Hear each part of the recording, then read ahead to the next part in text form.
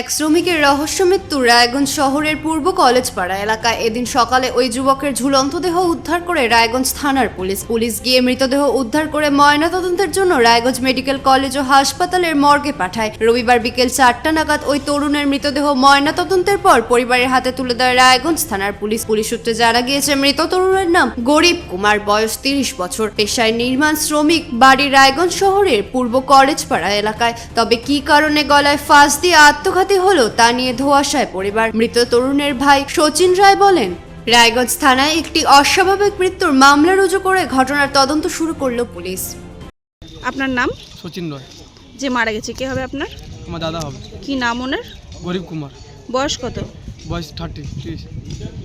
বাড়ি কোথায় ওনার? বাড়ি হলো তুই উপসেনার পাশে নিউ। আচ্ছা, ওটা কেউ কবে উত্তর কলেজ পাড়াও বলে। আচ্ছা, কি হয়েছিল ঘটনা? ঘটনা মানে কালকে এটা ঘটেছে রাত্রেবেলায়। একটু পরিবারই মানে ওয়াইফের সাথে একটু ক্যাচাল চলতেছিল, নিজেরই পরিবারই ঝগড়া চলতেছিল। তারপর হঠাৎ দেখি যে সুসাইড করে নিয়েছে, মানে ওনার বৌদি বলে দেখেছে, হঠাৎ করে সুসাইড করে নিয়েছে। কোথায়? বাড়িতে, নিজস্ব বাড়িতে, ঘরের মধ্যে? ঘরের মধ্যে একদম। ওনার স্ত্রীর নাম কি? ওনার কবিতা। আচ্ছা, কবিতা মাহাতো। মানে স্বামী স্ত্রীর মধ্যে কি দীর্ঘদিন ধরেই গন্ডগোল? হ্যাঁ, এটা মাঝে মাঝে ওদের হয়। এটা কি করতেন উনি? উনি একটা লেবার কাজ করতেন। বাড়িতে কে কে রয়েছে? বাড়িতে ওনার মা রয়েছে, ওনার বোন আছে, ওনার ওয়াইফ আছে, একটা বাচ্চা আছে ছোট। কোনো অভিযোগ বা কিছু রয়েছে?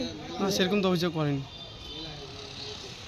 রায়গঞ্জ থেকে ভীতিকা পালের রিপোর্ট, কুলিক নিউজ।